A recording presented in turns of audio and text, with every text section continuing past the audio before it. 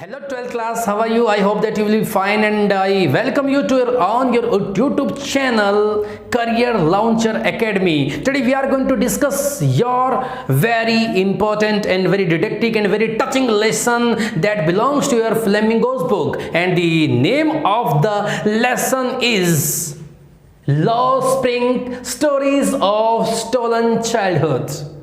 शुरू करते हैं बिल्कुल यहीं से है। जो लेसन का जो टाइटल है उसका क्या मतलब है और यहाँ से हमें जो इस लेसन के जो ऑथर है वो हमें क्या बताना चाहती है। पहले हम बात करते हैं लॉस्ट स्प्रिंग जो है, यहाँ से ही कहानी शुरू हो जाती है। लॉस्ट स्प्रिंग जो एक क्या है, मेटाफोरिक, यानी कि यहाँ पे मेटाफर के रूप में यूज किया गया है। और आपको मैं अपने पहली कई सारी वीडियो में बता चुका हूँ what is metaphor. What is metaphor? जब दो डिफरेंट चीजों को एक जैसा दिखाया जाए या एक दूसरे के साथ जगह पर यूज किया जाए या indirect comparison between two things to show them same, उनको एक जैसा दिखाते हैं जब हमारा, तो उनको कहते हैं मेटाफर। तो यहाँ लॉस्ट जो है, लॉस्ट स्प्रिंग, पहले हम लॉस्ट होता है, लॉस्ट हमेशा बुरा माना जाता है, किसी चीज का कम हो जाना यानी कि चीज को गायब हो जाना, लॉस्ट। ओके, उसको ये देखिएगा दो चीजें। और स्प्रिंग जबकि क्या है, किसका प्रतीक होती है? जॉय का, हैप्पीनेस का, खुशी का, जील का, जोश का,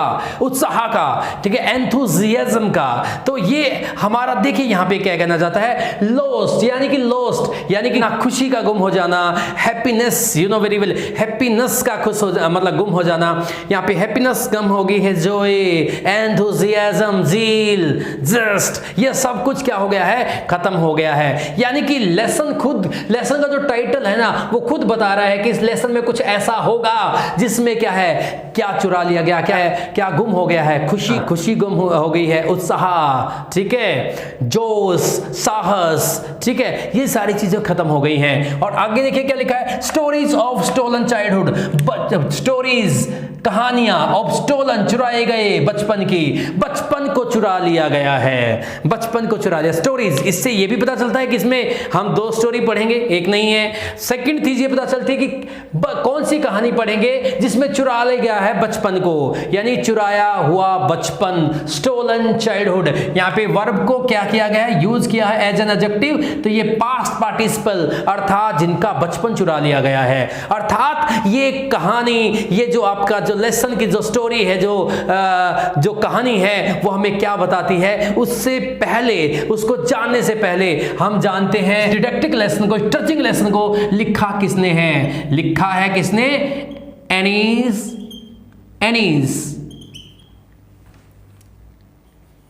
लिखा है Annie's young, Annie's young, not जंग, एनीस यंग।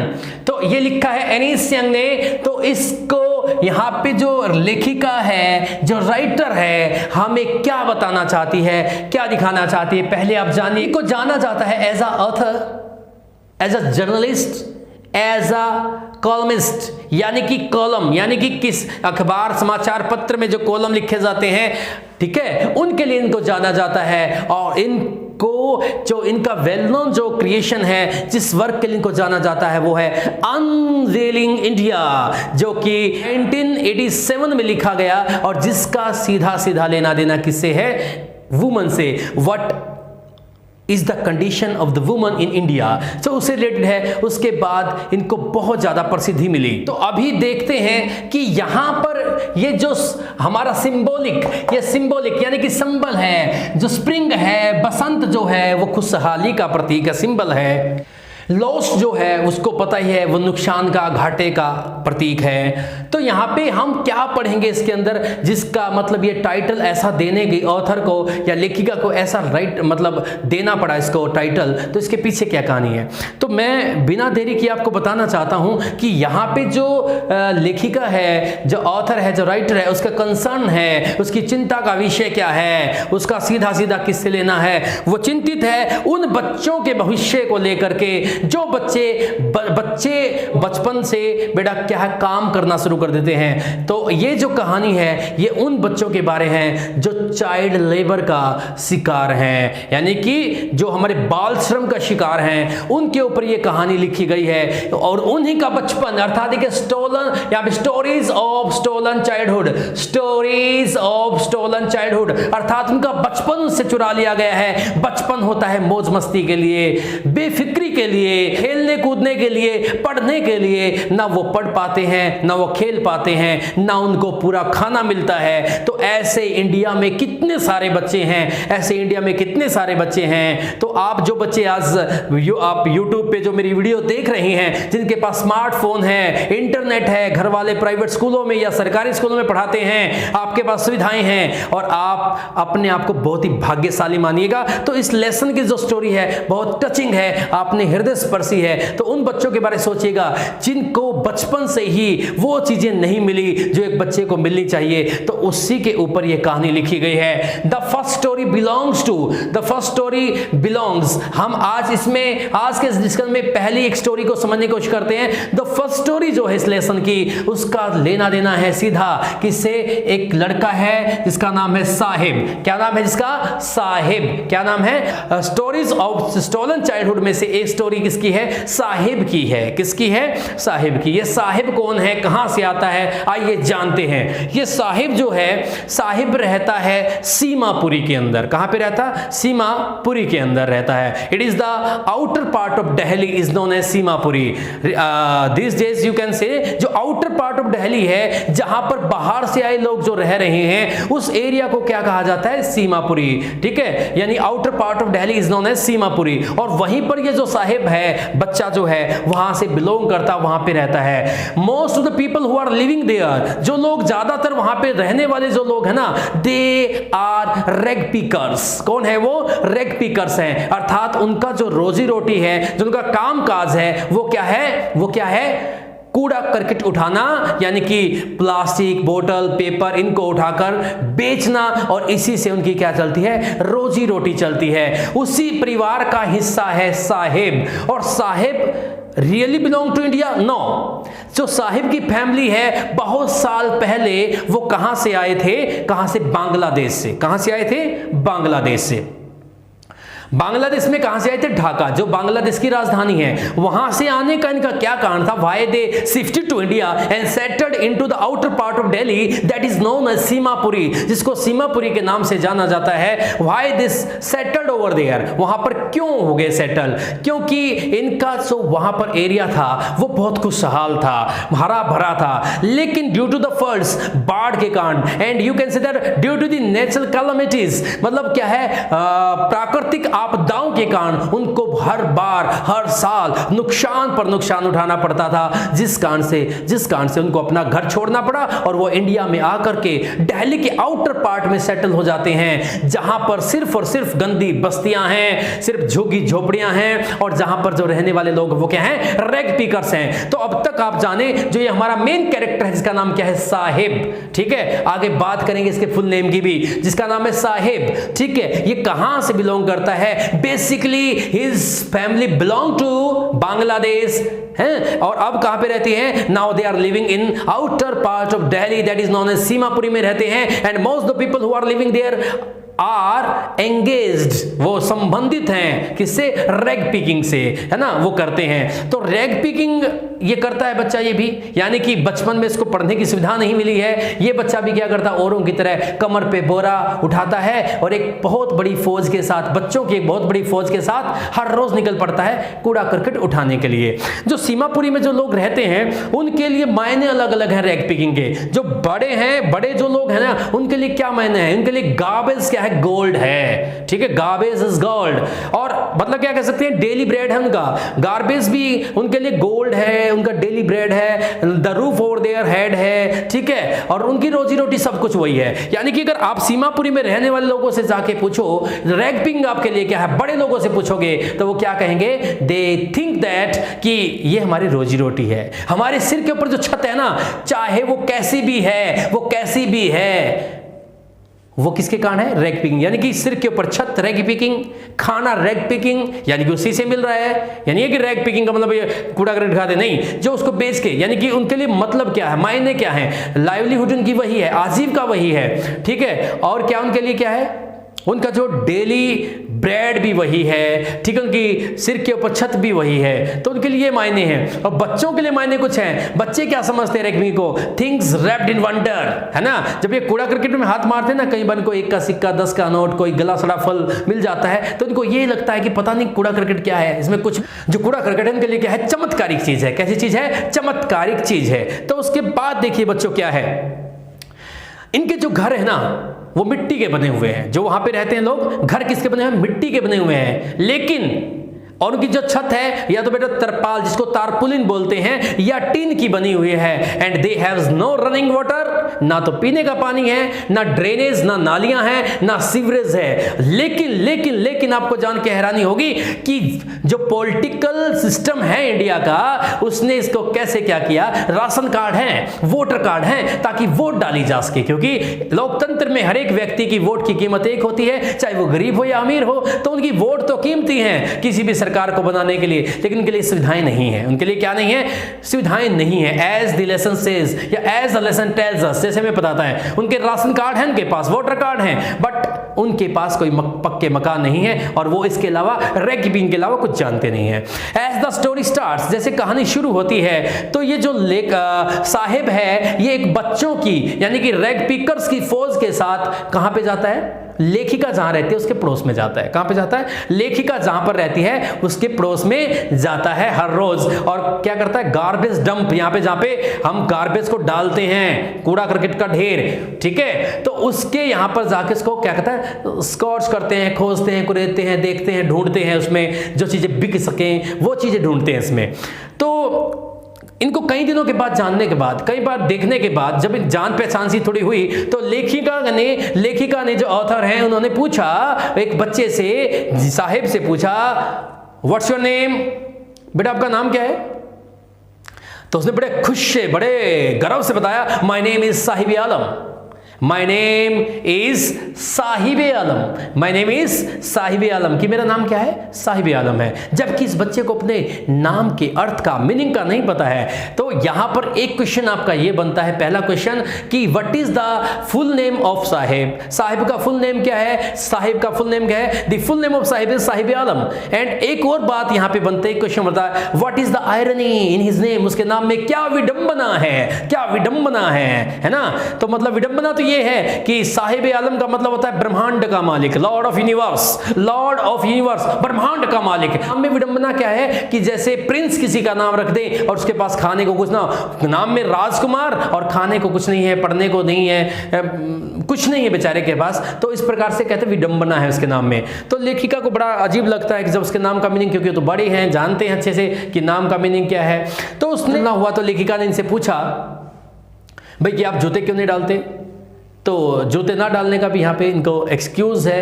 हालांकि they have become habitual to remain barefoot, मतलब नंगे पैर रहना यहाँ उनकी ट्रेडिशन बन चुकी है उन बच्चों की। तो वो एक बच्चा कहता मेरी माँ ना बहुत ऊपर रख देती है, हमारे से उतारे नहीं जाते। लेकिन this was an excuse, this was just an excuse to hide their poverty, गरीबी को छुपाने का एक अच्छा क्या है, बहाना है। लेकिन अब ऐसा हो गया है गरीबी के साथ साथ कि अगर उनको दिए भी जाए ना, वो पहनने से क्या करते हैं, कतराते हैं। और जो साहिब है ना, उसने क्या किया, अपने पीछे पैर छुपाए, उन्होंने एक जूते पहने हुए थे।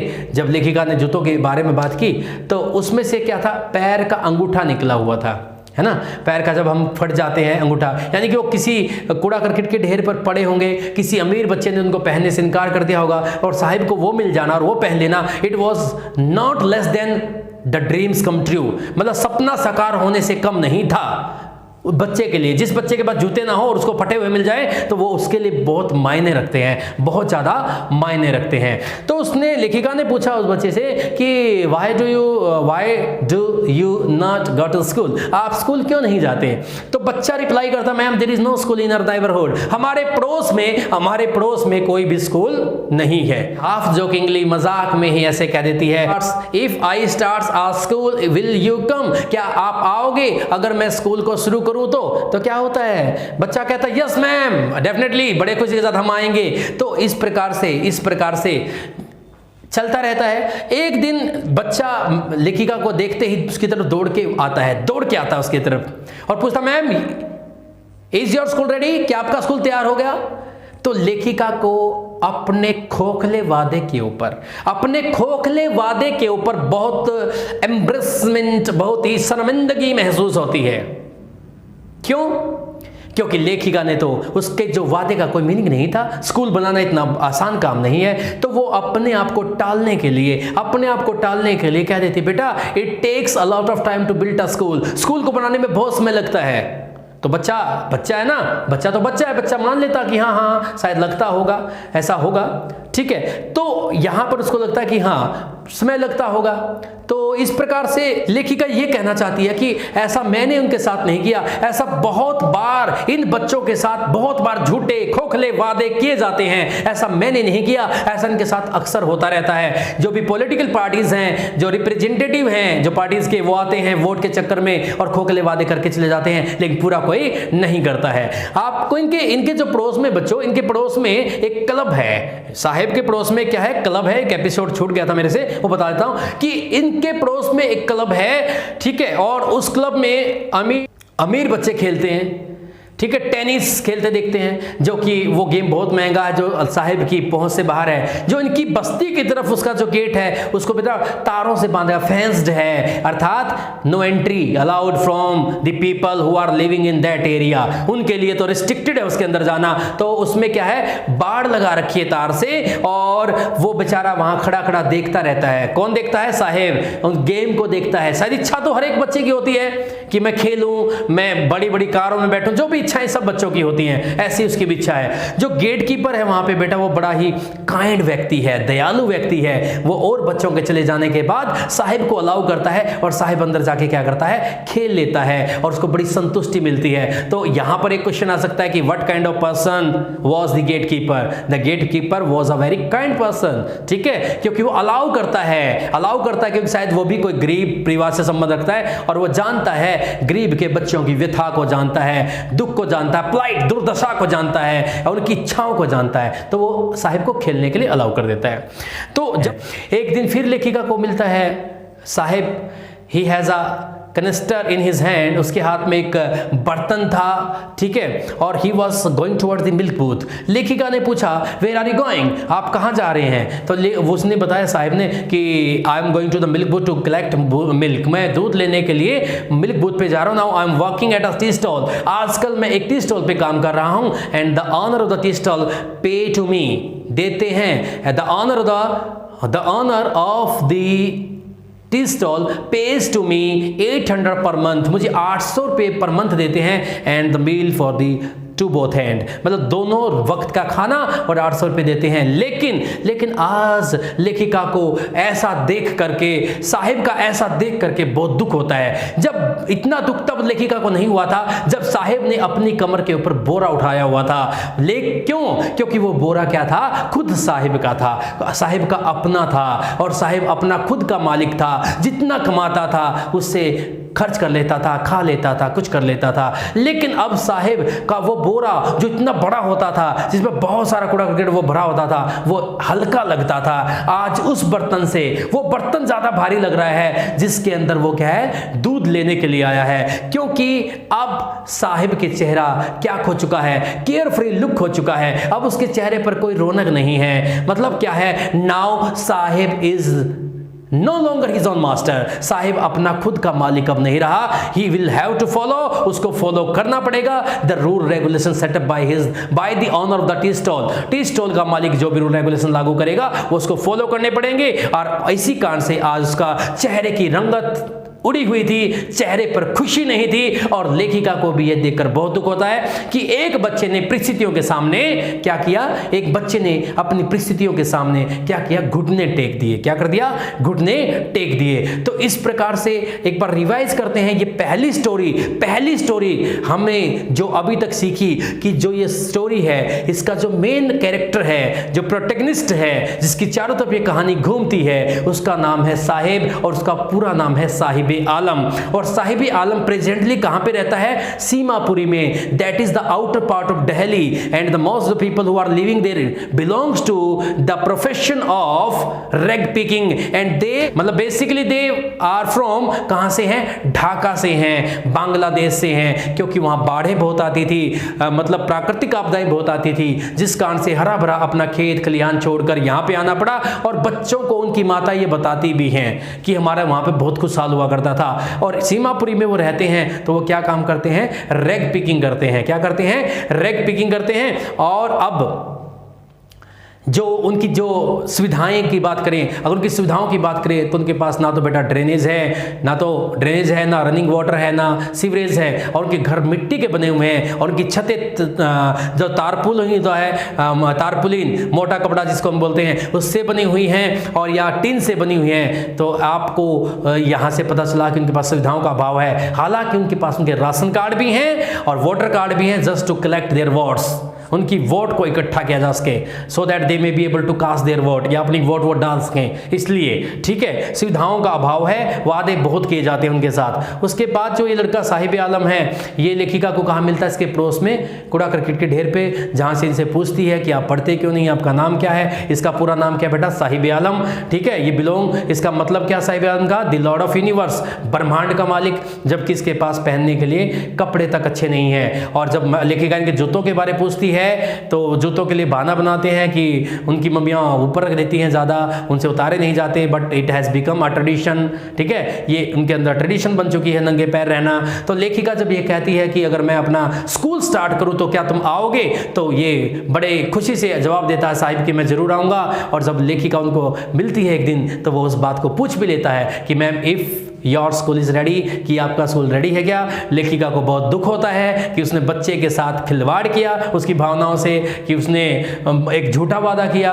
लेकिन यहाँ से फिर मैं बता रहा हूँ कि सिंबॉलिक तरीके से लिखा गया है, या लेखिका ने अपने आप को जहाँ पे रखा है तो वहाँ पर बहुत सारे पॉलिटिशियन, बहुत सारा सिस्टम जो उनके साथ वादा करता है और ऐसा बच्चों के साथ होने देता है, उनके वादों को पूरा नहीं करता। तो यहाँ पे वो उनको रिप्रेजेंट करने के लिए खुद अपने आप को वहाँ पे रखा है। तो एक दिन फिर उसको क्या करता है, एक दिन फिर क्या करते हैं, लेखिका मिलती है, और जब उसके हाथ में क्या था, एक तन था उसके हाथ में दूध के लिए, और उसने बताया कि मैं दूध की दुकान पे, सॉरी मैं चाय की दुकान पे काम करता हूँ। जब साहिब ने बताया कि मैं चाय की दुकान पे काम करता हूँ, मुझे 800 रुपये पर मंथ दिए जाते हैं और 2 वक्त का खाना भी दिया जाता है। तो लेखिका को बहुत ज़्यादा दुख होता है, क्योंकि आज साहिब के चेहरे पर कोई खुशी नहीं थी। उसमें जो खुशी लेखिका ने तब देखी थी जब साहिब के पास अपना खुद का बोरा होता था, और वो खुद क्या करता था, कूड़ा करकट उठाता था और उसको बेचता था, कलेक्ट करता था। तो उसमें ज़्यादा खुशी साहिब को मिलती थी, क्योंकि साहिब अपना खुद का मालिक नहीं रहा। तो लेखिका यहाँ से दिखाना चाहती है, न जाने कितने साहिब इस प्रकार से परिस्थितियों के सामने घुटने टेक देते हैं। तो यहाँ से हमें पता चलता है कि एक बच्चे ने अपनी परिस्थितियों के सामने घुटने टेक दिए। ठीक है, तो यहाँ तक की उम्मीद करता हूँ कि आपको कहानी पसंद आई होगी। अगले जो इसका सेकंड पार्ट जल्दी आ जाएगा, इसका जो आपका जो लेसन है, इसका नेक्स्ट पार्ट में अगली स्टोरी जानने के लिए अपने इसका नेक्स्ट पार्ट जरूर देखना है। अगर आपको यहां तक की कहानी समझ में आई हो, पसंद आई हो, तो आपने इस वीडियो को लाइक करना है, शेयर करना है और चैनल को सब्सक्राइब करना है। और अगली जो पेंडिंग स्टोरी तक आपसे लेता हूं विदा। तब तक के लिए आप सभी का बहुत बहुत धन्यवाद। Thank you. जय हिंद, जय भारत।